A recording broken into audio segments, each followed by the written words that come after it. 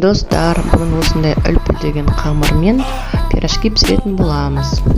Ол үшін 600 грамм жылы суымызға 1 ас қасық қантпен, 1 шай қасық ашытқы, 3 ас қасық ұн қосамыз да араластырамыз.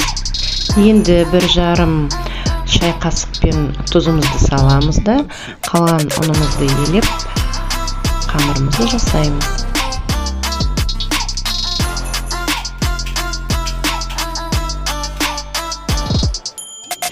Қамырымыз қоюланғанша ас қасықпен былғаймыз.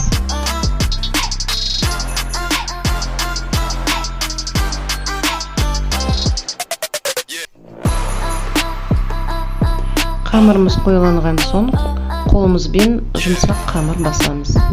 Мінекей достар, осындай жұмсақ қамыр бастық. Енді оны 30-40 минутқа демалуға қоямыз.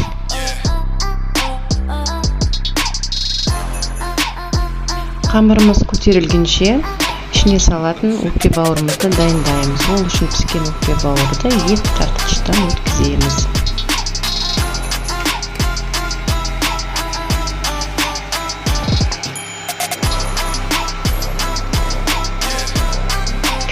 Мінекей, нанымыз көтерілді. Енді қолымызға сұйық май жағып, нанымызды қайтып басамыз да 1-5 минутқа демалуға қоямыз.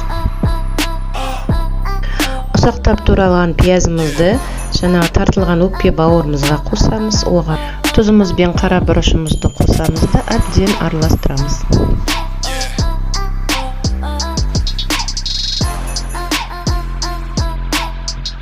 Қамырымызды қолымызға сиятындай домалақтап бөлеміз. Домалақтарымызды жайып, ортасына өкпе бауырымызды саламыз. Шеттерін жабыстырамыз.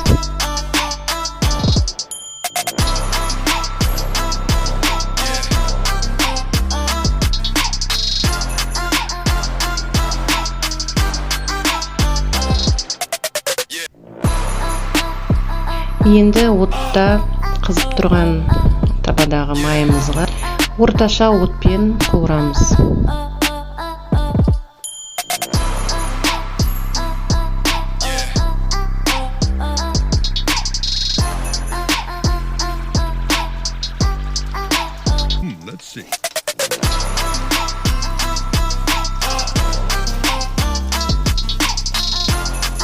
Мінекей достар, өзіңіз көріп тұрғаныңыздай пирожкиіміз үлпілдеп әп-әдемі болып пісіп жатыр.